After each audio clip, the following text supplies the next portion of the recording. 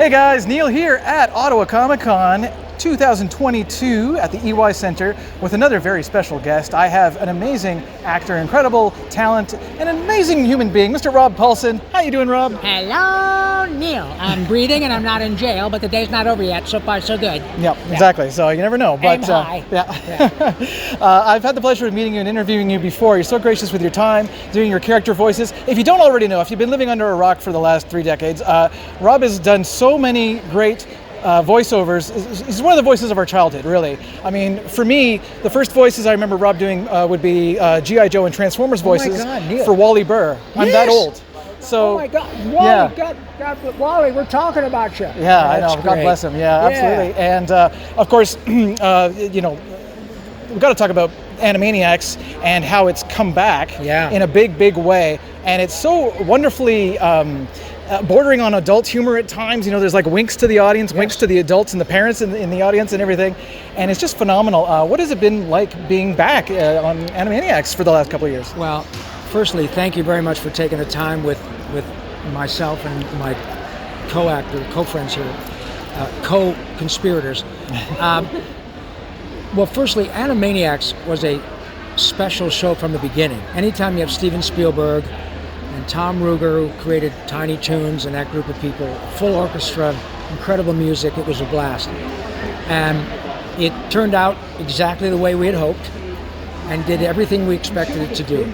But then 25 years later, to get Mr. Spielberg again to work with My Thunder Brain again, and Wacko and Dot again, and a full orchestra again, and then I don't think I'm off the mark by saying it works again, is a really rare pleasure, Neil. I've been doing this a long time, as you mentioned, and it's very unusual to A, do a reboot of a show that was that successful, and B, have it turn out really well.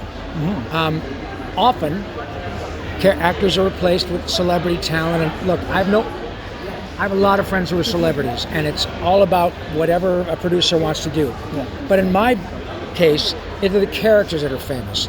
I'm good at my job, but I don't draw them and I don't write them. But Mr. Spielberg utterly understands that the authenticity of the character in a successful animated project is what drives the success of the show. So to get that call again was mind-blowing, and I'm really soaking up all this love from young folks whose parents showed them the original Animaniacs, and now they get to see a brand new version that has jokes and references that are appropriate for their timely. Their zeitgeist. It's incredible. Yeah, you might have to explain who Bill Clinton is and things like that, but otherwise, you know. Well, Bill Clinton plays his sex, you know. So yeah, it's phenomenal. I love the new show. You know, I know there's a new season coming, so can't wait for that. I was just working on it Wednesday.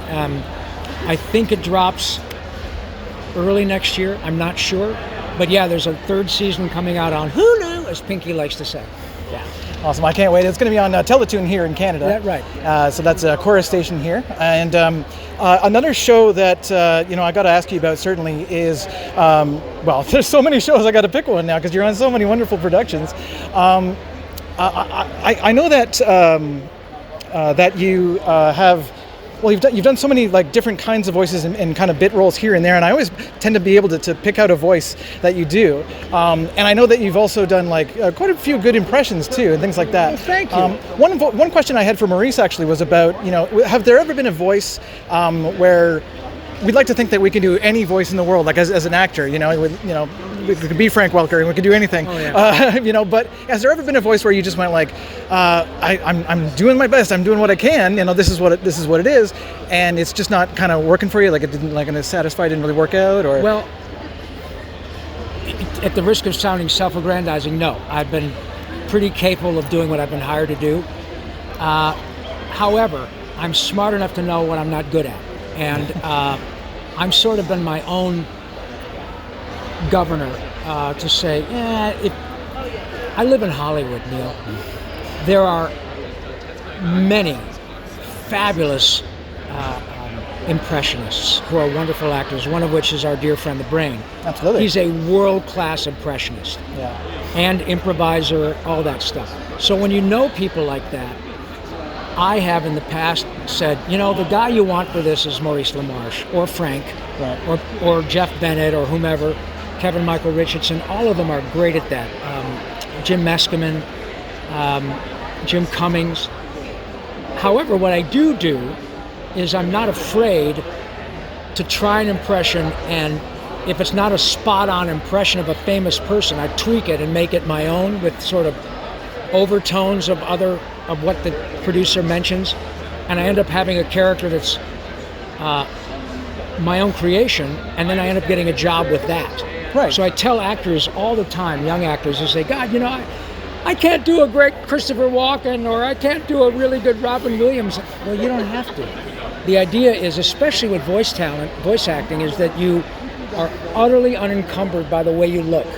So swing for the fences. You have to be fearless. Billy West is another one who said, Robbie, you just don't be afraid of making a mistake, because you can't be wrong. You may not be right for what they're looking at, but if they want a spot-on impression, they know who to call, and it's not me. Right. I got no problem with that. But the characters that people know me for are pretty much original, like Carl Weezer from Jimmy Neutron, Pinky, Yakko, Raphael on the original Turtles, Donatello on a second iteration. That's right. And I'm very happy with that, because Jim Cummings is capable of doing it all. He created, Darkwing Duck and a couple of others that are hugely successful. Took over Winnie the Pooh from... Yeah, but he's also spectacular with his ear to do Winnie the Pooh and Tigger. Yeah, and Tigger too. And that was two different actors originally. Oh my God. And he can do them both. Yeah, he can knock them both. I don't have that skill set. Yeah. So I don't really concern myself with whether or not I can do something and say, nah, I'm not good at it. I just tell them right up front, if that's what you want is a spot-on impression of something, and I look at it and hear it and I go, nope, I know 5 people who can kill it, then it's not for me. Right. Speaking of Ninja Turtles, that was the show. That's the show I should be focusing on in terms of one of your biggest works that you've done. Obviously being Raphael since about 87, 88 or so, yes. And then graduating on to the next series where you were Donatello, like you said, and then you were the voice director of a new Turtles series as well. I was. So let me ask you, working with great voice directors like Sue Blue and other people like that, like Wally Burr, people like that growing up. Andrea Romano, sure. Absolutely. Oh yeah, Andrea, super legend, of course. What was it like for yourself transitioning into that role of being a voice director? Great question. Honestly, I had never fancied myself to be a voice director because, as I said, I'm sort of smart enough to know what I'm not smart at. However, we were finishing up the 2012 to 2016 version of Turtles, in which I was Donatello and Seth Green was Leo, and Greg Sipes was Mikey, and Sean Astin was Raphael. Yep. And the head of casting at that time, Gene Basileros at Nickelodeon, said, hey, Robbie, there's a new Ninja Turtles coming up, 2D version. You guys aren't going to be in it. Oh, no problem. But I was talking with the producers the other day, and you might know that Tom Kenny, who's SpongeBob, directs SpongeBob now. Oh, he does. And it's going really well. And, we were talking about you, and there probably aren't too many people in Hollywood with more turtle DNA than you. No. Would you be interested in being the voice director? And I said, I would. And so I talked to Andrea, I thought about it, and they gave me a shot, and I had a ball. And so I've directed a couple of pilots since then, and it's something that I'm kind of finding was a very serendipitously that's something I really enjoy. Great fun. Awesome. Well, it must be a wonderful experience and a pretty easy transition. Great. No one knows what a turtle sounds like more than Rob, of course, right? Well, also I got to work with great actors. Ben Schwartz, in the version I directed, is Leo, and Brandon Michael Smith is Mikey, great actor. Omar Benson Miller from Ballers plays Raph. Okay. And big guy. Just really, Josh Brenner from Silicon Valley plays Donnie, and Kat Graham, the beautiful, incredibly gifted Kat Graham from Vampire Diaries, April? plays April. Right. And really a great experience. And to have 3 African American actors doing the voices of characters, iconic characters that they all grew up watching, it means a great deal to so many young African American kids to say, wow, look at that, I love Ninja Turtles. People who look like me are doing the voice. It was a really big deal for me to be part of that.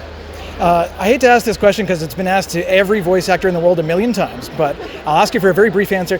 When someone comes up to you and they go, hey, I'm an actor, I love voices, I want to be like Rob Paulsen, I want to be like Maurice LaMarche, I want to be the next Billy West, do you have any advice for someone that wants to join the field? Is the answer be a dentist, be a teacher, be a doctor, or what's your normal advice? What do you normally say to them? Well, I would never dissuade someone for trying to find a way to live their passion, live their dream. I get paid American dollars to do what used to get me in trouble in grade 7. Yeah. And the only other thing I wanted to be, besides an actor, is a hockey player for the Detroit Red Wings. I learned very early that I had neither the talent, temperament, nor dental insurance to make a nickel. But what I tell people is, firstly, acting is acting. It's not just about making a funny voice. The reason people like The Brain, or they like Philip J. Fry, or Zoidberg, or Winnie the Pooh, or SpongeBob, or Bugs, or Daffy, is because the actors are really terrific actors. Right. It's the life that they put into it. Absolutely. Right? They give the character a soul. Yeah. And it's not an accident. Every one of the characters I just mentioned are performed by people who have a huge live action or live performance background. Right, yeah. They did stand-up, theater, music, improv, and they're consummate actors. Mel Blanc wasn't just the voice of Bugs, he gave Bugs a soul. Exactly, yeah. And so I tell people, learn to act. It's voice acting, small v, large A. Exactly. And then I tell them, whether you make a dime is not what should drive you. It is about doing it because you can't not do it. I know many people who are gifted actors who decided that, the hassle and the weirdness of being in LA or New York or Toronto or Vancouver, it's just too much. I'm a real estate agent, or I'm a banker, or I own my own retail store. And man, on the weekends, I'm in my rock and roll band, or I do community theater, or I've hooked up with Second City and I do improv on the weekends, and it satisfies my soul. But I don't need to worry about making a dime at it. There are so many ways to accomplish that joy, and I really encourage people to do it. And if you find your way out to Hollywood and you've won the lottery like I have, great. Yeah. But I promise you, the money I've earned doing characters that you were kind enough to ask me about has long been spent. But when I get to come to events like this and see that the joy that people of literally all ages get from the characters I've had a part in creating, it's way bigger than my paycheck, Neil. Yeah, and it's the payoff, absolutely. I'm a very fortunate man. That's great. And you're an amazing talent, Rob. Thank you so much for coming to Ottawa Comic Con. Is there anything you want to promote? Anything coming up you could talk about? Or I just want to say, go Sens, go Senators. Oh, thank you. That's right. Nothing in particular. Animaniacs is coming out. Just keep an eye out on Teletoon. I have a really lovely book that I've had a great time promoting called Voice Lessons. A few years ago, I had a little bout with throat cancer, which I'm fine now. Right. But it wasn't hair cancer. It wasn't toe cancer. It was throat cancer. Surprise. The whole thing. Yeah, but the very things that I've been talking about, joy, the enormous power of joy and laughter, really got me through the most difficult circumstance of my life. And the subtitle of my book is how Yakko, Pinky, and a Ninja Turtle got me, saved my life. It turns out that I'm not the only one. It turns out that many of those characters have literally gotten people through things that could have threatened their lives. And I didn't know that until this opportunity. So I wrote voice lessons, and it's a multi-purpose book. If you don't like it and you have a table that's got a short leg, you can shove it under the table and it will level it out for you. So you can read it or not. But the audio book is kind of cool because Yakko and Pinky and Carl and Raphael nice, and your voices. They all show up. Awesome. So thank you for letting me plug my book. Oh, my pleasure. Thank you so much. And we're going to finish the video with saying that you like to say quite often, and you said it quite a bit on your Talking Tunes podcast as well. And I'm just going to ask you this final question, and I know you know the answer. And the question is, Rob, why is laughter the best medicine? The cool thing is, Neil, you can't OD, and the refills are free. That's right. Thank you so much, guys. Rob. You My are the pleasure, best. buddy. You are the awesome. Thank you, buddy. And may I most say, awesome man. you guys can't see this, but we have the most attractive, beautiful camera person. She's just lovely, and her lovely pink cheeks are turning the same color as my name. She's all pinky. Nerf. So thank you, my darling. Yes. You are just lovely, and thanks very much. Thank you, Cara. and thank all of you for watching. It's a privilege. Thank you, Rob. And go Wings and go Sens. Yeah, baby. Yeah. All right. Peace.